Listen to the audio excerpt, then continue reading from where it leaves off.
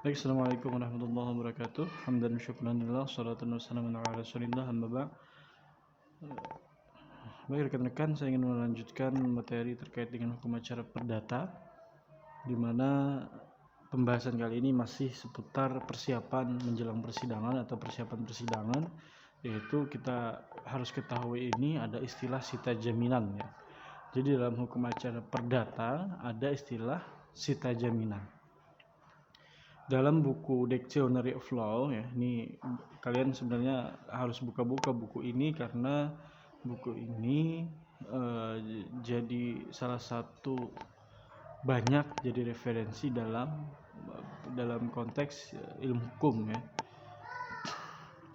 Nah, to take into custody the property of defendant, artinya sita jaminan itu untuk kemudian mengamankan barang dari terdakwa ya, atau kemudian tergugat ya. Jadi dalam buku ini disebutkan untuk mengamankan atau mencegah daripada yang namanya barang itu, barang bukti dalam hal ini atau apapun itu yang menjadi objek sengketa bisa disita terlebih dahulu untuk menghindari hal-hal yang tidak diinginkan. Nah, untuk menjamin pelaksanaan suatu putusan di kemudian hari, ini menurut Bambang Sugeng dalam buku beliau halaman 76. Ya, jadi sita jaminan itu diperlukan ya, misalkan dalam perkara-perkara misalkan masalah waris atau hal-hal yang kemudian ada mengandung barang tersebut atau sengketa tersebut terkait dengan nilai-nilai ekonomis ya. Bisa disita jaminan dulu ya, untuk menghindari hal-hal yang tidak diinginkan atau hal-hal yang kemudian bisa tergugat, bisa menghilangkan barang bukti dan segala macam seperti itu. Nah, ada beberapa macam dari sita jaminan. Yang pertama konservator beslag, yang kedua revendicator beslag, kemudian marital beslag ya. Tiga ini kemudian menjadi macam-macam sita jaminan, yaitu konservator beslag, revendicator beslag, dan martial beslag. Nah, konservator beslag ini yaitu penyitaan terhadap barang milik tergugat. Jadi sita jaminan dalam konteks semacam konservator beslag ini adalah penyitaan terhadap barang milik tergugat ya. Milik tergugat. Dasar hukumnya bisa dilihat di pasal 227 HIR atau 261 RBG. Nah, tujuannya untuk menjamin terlaksananya putusan pengadilan. Kemudian sita ini dapat dilakukan jika ada permohonan penggugat, ada dugaan bahwa tergugat berusaha menghilangkan, merusak, memindahtangankan benda-benda tersebut. Kemudian benda-benda yang menjadi objek sita ini adalah benda bergerak dan benda tidak bergerak. Nah, jadi dalam konservator beslag ini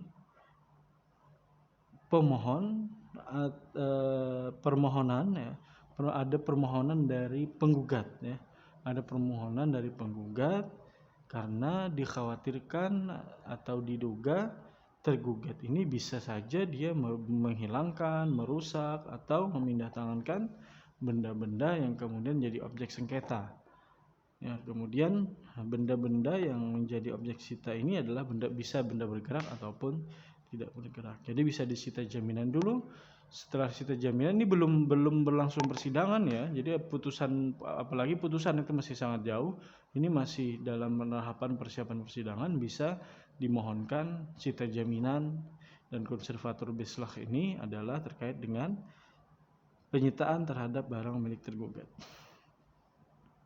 Nah, ada juga revendicator beslag, itu penyitaan terhadap barang milik penggugat yang dikuasai oleh tergugat ya, yang dikuasai oleh tergugat. Dasar hukumnya bisa dilihat di pasal 226 atau 260 di HIR dan RBG. Nah, menjamin suatu hak kebendaan dari pemohon dan berakhir dengan penyerahan barang yang disita. Tujuannya kan menjamin suatu hak kebendaan dari pemohon dan berakhir dengan penyerahan barang yang disita. Ini yang disita adalah barang milik penggugat. Objeknya hanya benda bergerak. Dan sita ini hanya terbatas atas sengketa hak milik.